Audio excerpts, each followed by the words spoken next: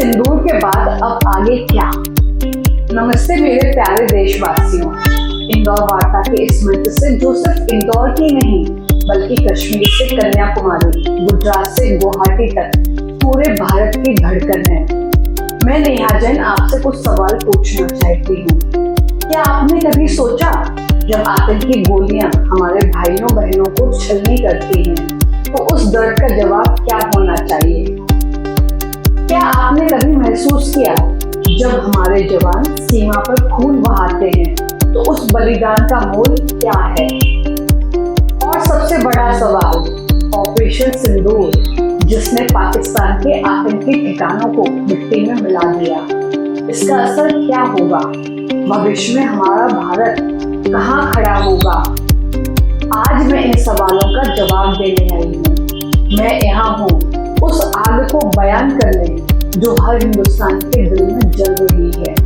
वो आग जो 22 अप्रैल 2025 को पहलगाम में 26 मासूमों की हत्या के बाद भड़की। वो आग जो ऑपरेशन सिंदूर बनकर 6 मई की रात आतंकी आकाओं पर बरसी। ऑपरेशन सिंदूर, सवालों का जवाब। पहला सवाल, आतंक के दर्द का जवाब क्या?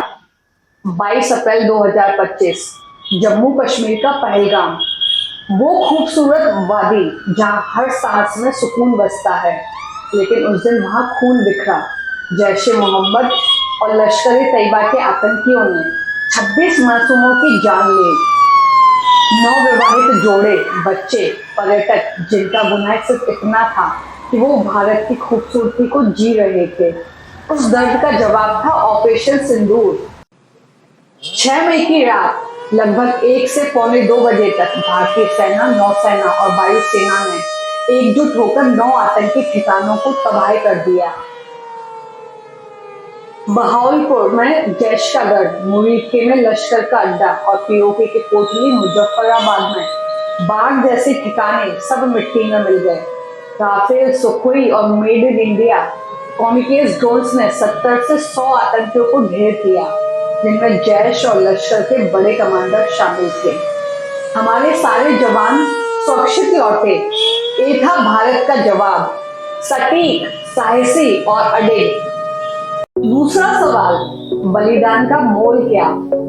सिंदूर सिर्फ एक ऑपरेशन का नाम नहीं, ये उन विधवाओं की पुकार है जिनके माथे का सिंदूर पहलगाम में छीन लिया गया। हिमांशी नरवाल, जिनकी शादी को सिर्फ 6 दिन हुए थे जब उनके पति लेफ्टिनेंट विनय नरवाल आतंकी हमले में शहीद हो गए। प्रियंका शर्मा, जो अपने पति रोहित के साथ हनीमून पर थी और एक पल में सब उजड़ गया। ये ऑपरेशन उनके आंसुओं का जवाब था। ये हर उस माँ, बहन, बेटी का बदला था जिसने आतंक की वजह से अपनों को खोया। जब भारतीय सेना ने कहा न्याय हो गया तो 140 करोड़ भारतीयों ने गर्व से सीना चौड़ा किया। ऑपरेशन सिंदूर का प्रभाव। तीसरा सवाल, इसका असर क्या होगा? ऑपरेशन सिंदूर ने दुनिया को दिखा दिया कि भारत अब सिर्फ बयानबाजी नहीं करता बल्कि निर्णायक कदम उठाता है। पहली बार भारतीय सेना ने पाकिस्तान के अंदर 100 किलोमीटर तक घुसकर आतंकी ठिकानों को नष्ट किया। ये सिर्फ पहलगाम का बदला नहीं था, ये 2001 के संसद हमले, 2008 के मुंबई हमले, 2016 के उरी हमले और 2019 के पुलवामा हमले का हिसाब था। पाकिस्तान पर प्रभाव। पाकिस्तान की बौखलाहट साफ दिखी।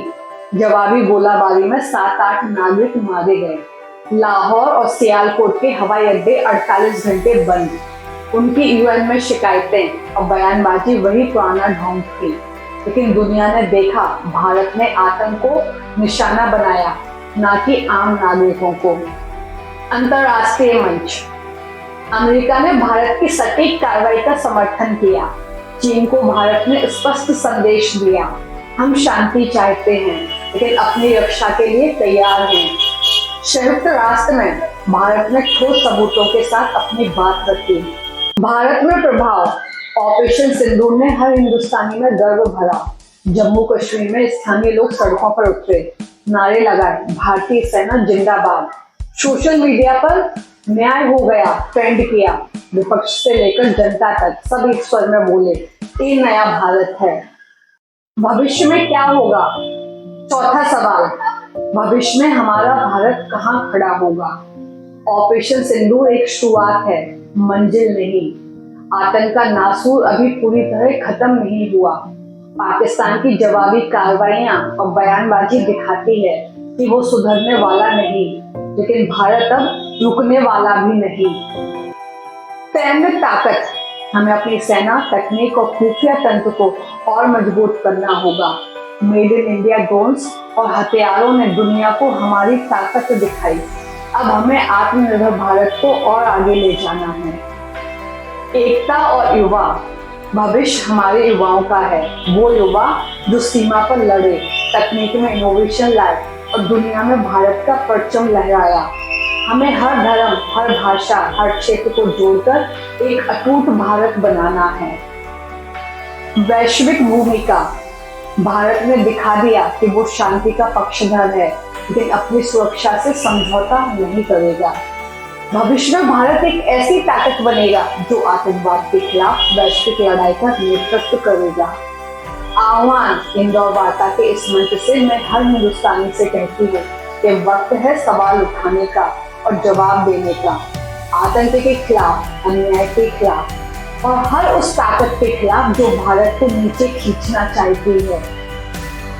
हम वो देश हैं जहाँ गंगा यमुना की तरह संस्कृतियां बहती हैं। हम वो भारत हैं जो हर जख्म से और मजबूत बनता है। तो उठो मेरे देशवासियों, अपने सपनों को, अपने देश को, अपने गर्व को और ऊंचा ले जाओ।